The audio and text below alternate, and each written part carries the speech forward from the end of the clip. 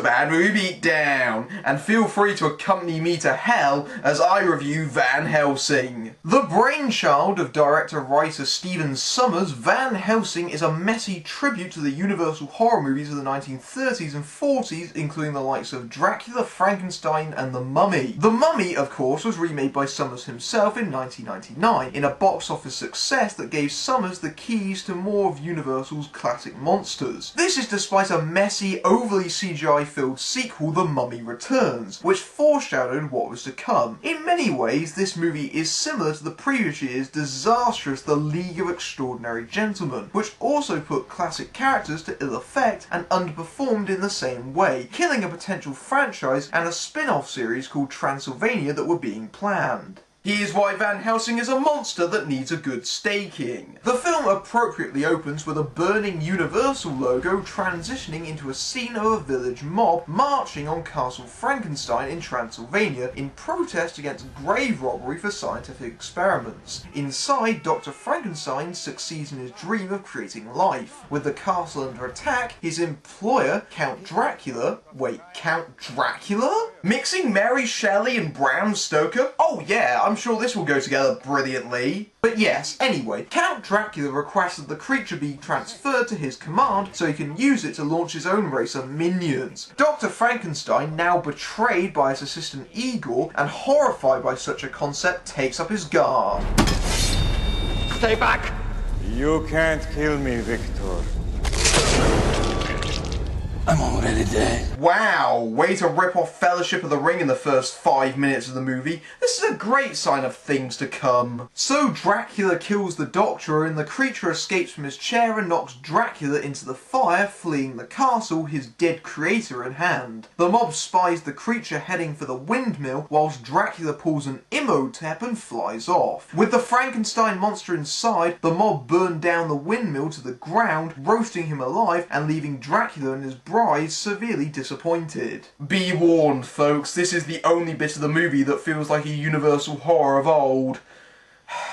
It's all downhill from here. The film lurches into colour and introduces the titular Van Helsing, played by Hugh Jackman, fresh off his X-Men ticket to stardom. On a late night in Paris, he hears a scream and runs to the rescue. Well, I say Paris, I mean generic deserted CGI city number 4283. So he finds some dead girl on the street and starts looking for the perpetrator. Say, I wonder if the following scene has anything to do with the conveniently placed world-famous landmark in the background. No, of course not. So Helsing follows the assailant into the Notre Dame. He bumps into Hyde of Jekyll and Hyde, voiced by Robbie Coltrane, in another pointless shoe-in to the plot. Also, it's a great idea to remind audiences of the exceptionally terrible The League of Extraordinary Gentlemen movie and how he'll be following its mindless example. So the two fight, and through Hyde's own dumbassery ends with him swinging through the cathedral itself, smashing through its famous stained glass window before splatting on the ground dead. This could have been an exciting scene if it wasn't for the overuse of CGI that lends it all the tension of a beginner's lesson on synchronised swimming. So we cut to the Vatican, for whom Van Helsing works, where it's revealed that Van Helsing has amnesia. Hugh Jackman playing a character with amnesia? Seriously? Talk about typecasting. So we get a dumping of exposition as to the reclusive Order, for whom Van Helsing works as a destroyer of evil creatures. Van Helsing is then given his latest mission. We need you to go to the east, to the far side of Romania,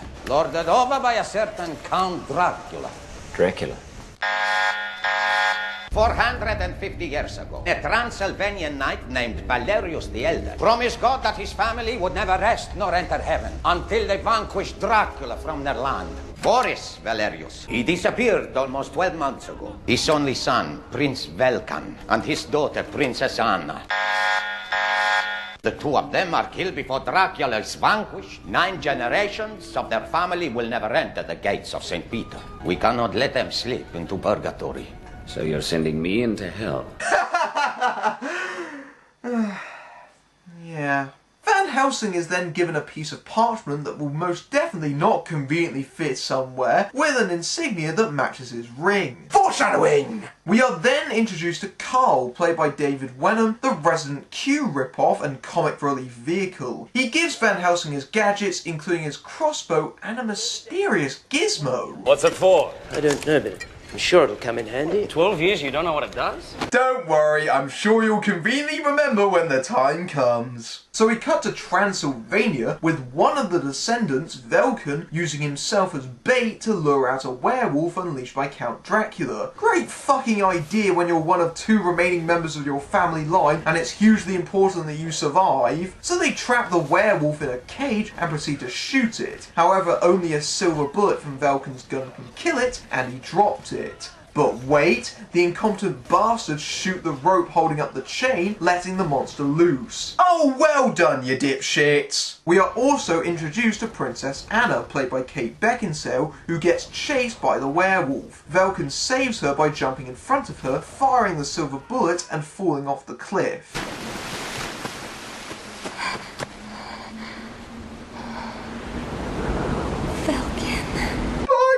Token family death. So Van Helsing arrives in Transylvania to a chilly welcome by the locals, including Anna herself, but wait, we get another action scene as flying vampires attack. The 4th in 25 minutes. Movie, calm down and give us some plot and some character development. These continual action scenes are just exhausting when we have no emotional investment in the story. So the villagers start panicking. Hey everyone, we're under attack, so you've got to panic! That's right, panic! Panic! Don't hide or form any defensive block or anything! You're not important enough for intelligence! Just panic! Panic! Panic!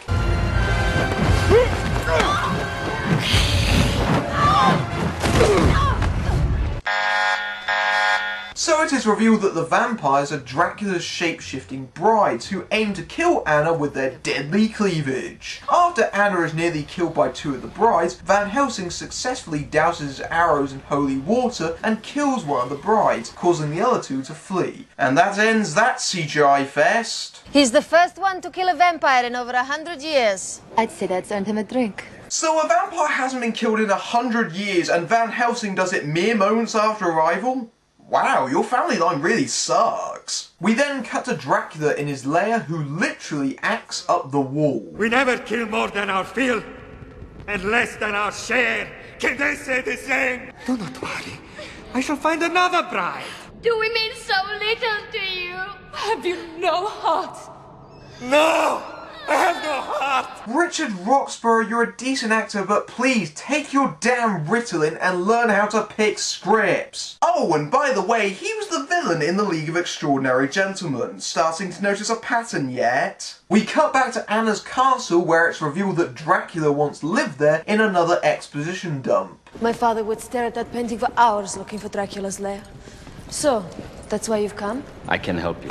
No one can help me. Yes, I was nearly killed and subjected to an eternity of purgatory, but you're hot, so I'm gonna play hard to get. Some say you're a murderer, Mr. Van Helsing. Others say you're a holy man. Which is it? Kate Beckinsale hasn't quite decided on her accent yet, has she? She's going for exotic Eastern European, but the end result is more KGB with a hint of Borat. So Van Helsing knocks Anna out to stop her from stupidly going out on her own to hunt Dracula. She awakes to find Van Helsing gone and the house with a visitor who turns out to be her brother, Velkan, alive after all, but now in the process of becoming a werewolf. Van Helsing then turns up and chases after the beast, culminating with a showdown in a graveyard. No! Why? He's not your brother anymore, Anna! You knew? Yes. And still you tried to kill him! He's a werewolf. He's gonna kill people. He can't help it! It's not his fault! I know, but he'll do it anyway! Do you understand forgiveness? He's a freaking werewolf! Seriously, movie, don't try this. Van Helsing is in the right here. So it turns out that Dracula has a cure for werewolfism, conveniently, and Helsing agrees to help find her werewolf brother. In an awkward scene transition, they go to Castle Frankenstein, where Dracula is conducting his experiments. They've been looking for Dracula for hundreds of years, but they didn't think to look in the conveniently vacant castle directly adjacent to your own. It seems every character but Van Helsing is a dumbass. Inside, Velkin turns back into his human form and is strapped up by Dracula, who, when the process of werewolf transformation is complete, will have complete control over him. Outside, Van Helsing and Anna sneak up on the castle to spy a band of Dracula's servants carrying equipment inside. They say they're using my brother in some sort of experiment. I conveniently overheard the perfect part of the conversation, and now we must move on to the next part of the plot as quickly as possible, because who needs pacing? So they stumble on an egg nest, reminiscent of Alien, where they discover that Dracula is trying to build a massive race of vampires using his Frankenstein research. He uses Velkin as an energy source to try and make his race come to life. I'm frankly baffled as to why a werewolf would be able to power anything, and it makes less sense when you consider what happens later in the movie. It's one of the script's many forced attempts to merge these characters together, even when it's silly and stupid. It succeeds for some reason, and all the eggs hatch, producing an army of small flying creatures who then rush off to the village seeking prey. The machine does not generate enough power as Velkin fails to provide sufficient energy, causing the new creatures to explode after a few minutes, rendering the experiment a failure. Van Helsing and Dracula have a showdown in which it's revealed that Dracula can't be killed by normal means, and... Hello, Gabriel. How long has it been? 300-400 years? How do you know me? How long has it been? 15 years? My word, I never saw this coming! Dracula and Van Helsing having a history? It's not like the Amnesia, the Ring, or the Torn Parchment gave this away 10 minutes into the movie. So Anna and Van Helsing escape from the castle, fleeing Velkin in werewolf form. I'm sorry. He's not my brother anymore. And it only took an extremely dangerous and pointless expedition to get you to change your mind. You're so reasonable. So they have a moment, strengthening the love interest meter and giving us more information on Van Helsing's background, or lack thereof, in passing. Do you have any family, Mr. Van Helsing? Not sure. I hope to find out someday. It's what keeps me going. Here's to what keeps you going. Absinthe. Strong stuff. Absinthe? I don't care if you're Hugh Jackman with a silver bladder and balls of iron. After a gulp that big, you wouldn't be able to walk. Carl, after a distinctly un-Christian one-night stand, stumbles across a moving mural depicting a werewolf against a vampire, implying that Dracula can only be killed by a werewolf. How convenient. And if Dracula really is that vulnerable to werewolves, why the hell did he keep one so close to him? Meanwhile, Van Helsing and Anna fall down into a hole in yet another sudden and jarring transition to another scene. So they are confronted by Frankenstein's monster? If you value your lives and the lives of your kind, you will kill me! I am the key to my father's machine.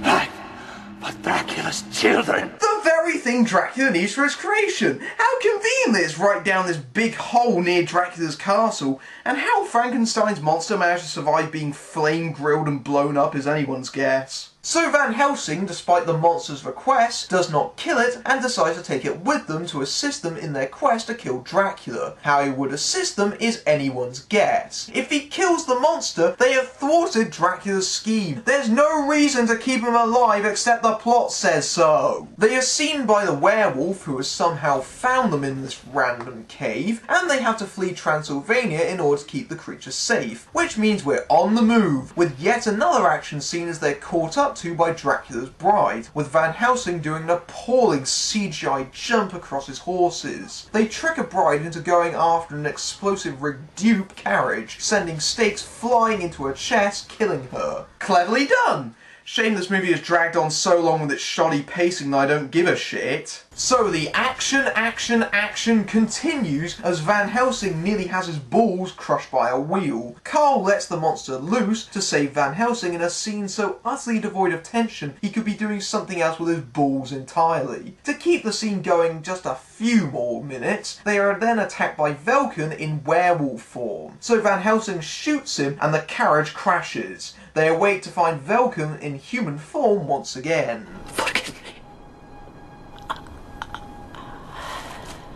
You killed him! You killed him! For goodness goodness sake, Anna, he's a werewolf. He would have killed you whether he was your brother or not. And by the way, Kate, it would really help the scene if you changed your facial expression every once in a while. Van Helsing has been bitten by the werewolf, which means he will eventually become one if he can't find a cure. Since this now means he can defeat Dracula, everyone knows where this is going. But this character development just dragged on for 2 seconds longer than it needed to, and Anna is kidnapped by the remaining Dracula bride. So now in Prague, the group start looking for answers and get confronted by the last of Dracula's brides.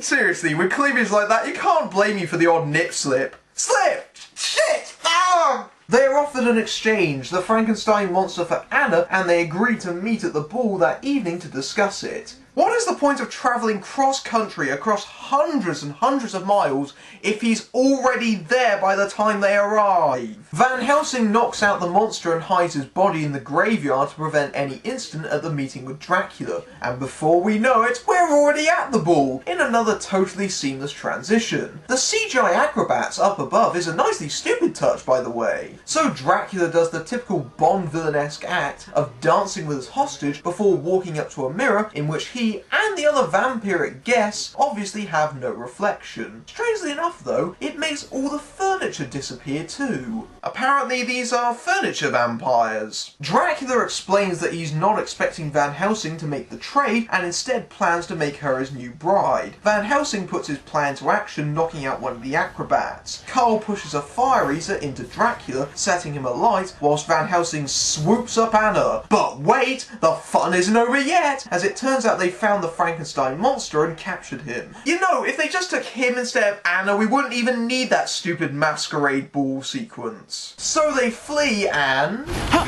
Now I know what it's for! Now I know what it's for! Out am I?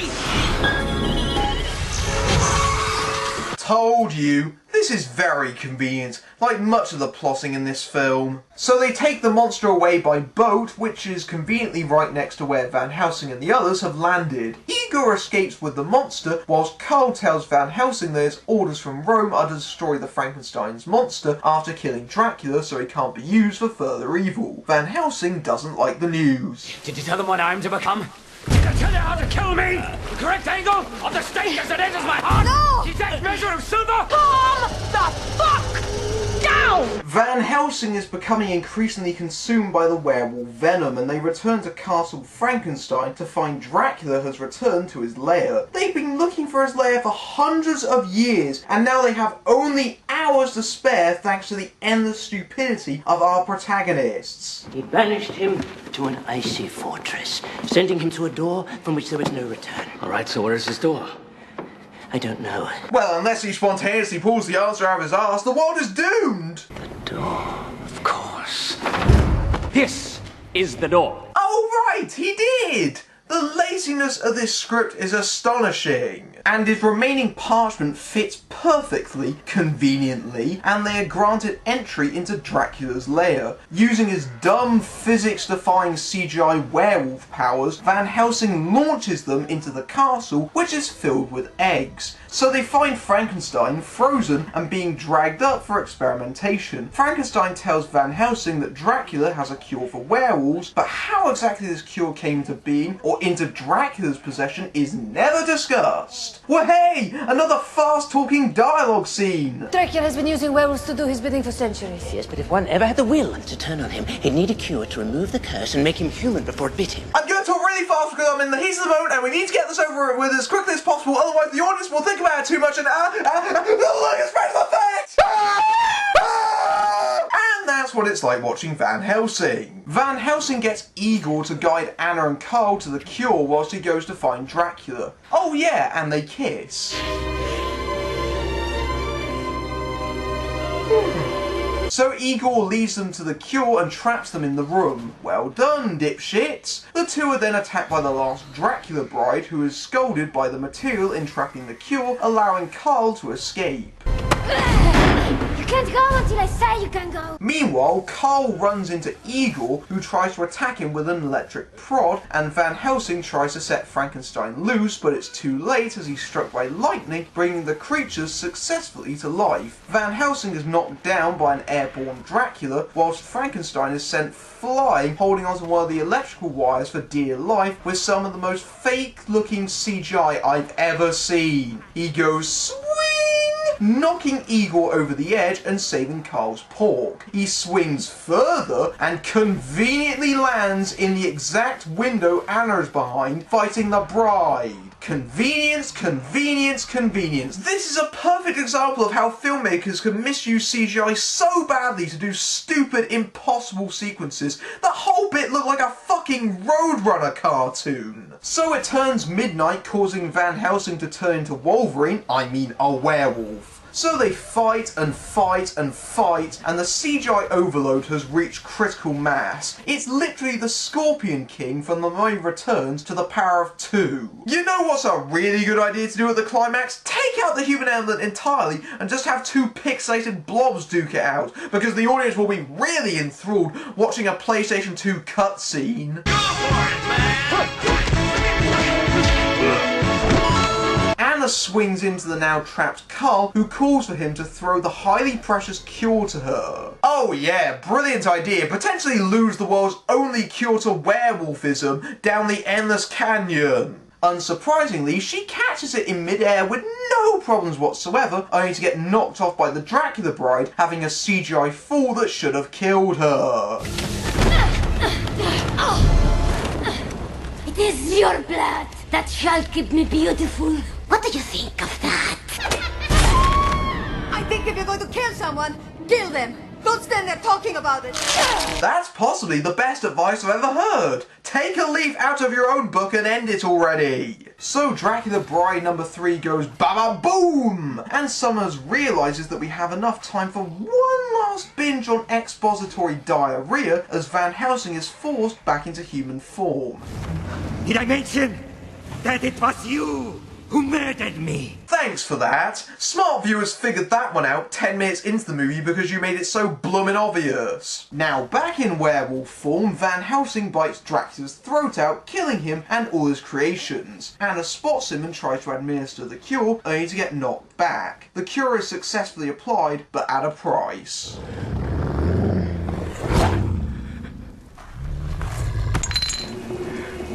She's dead. How exactly? Sure, it was a pretty nasty fall, but it was hardly gonna kill her. It has nothing on the CGI fall a few moments ago that should have killed her 3 times.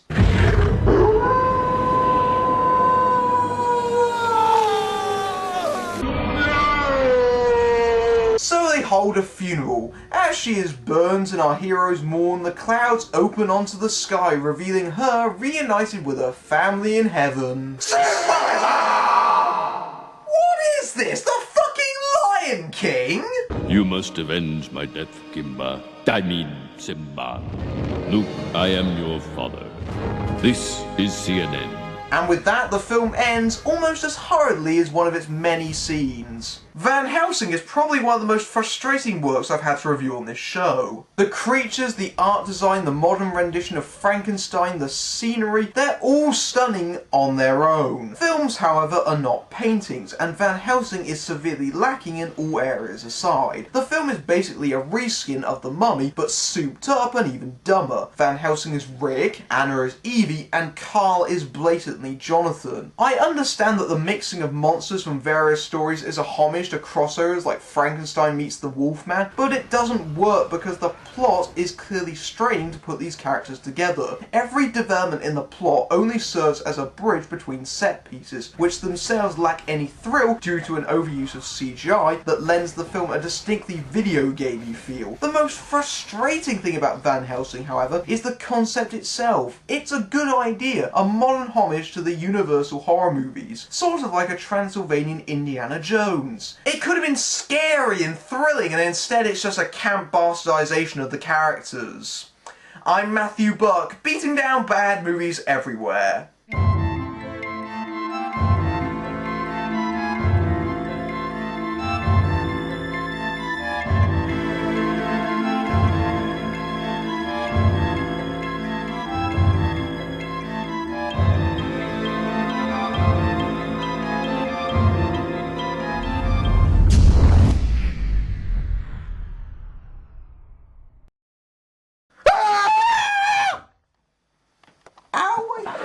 Can we do that one more time without me hitting my head? One last time.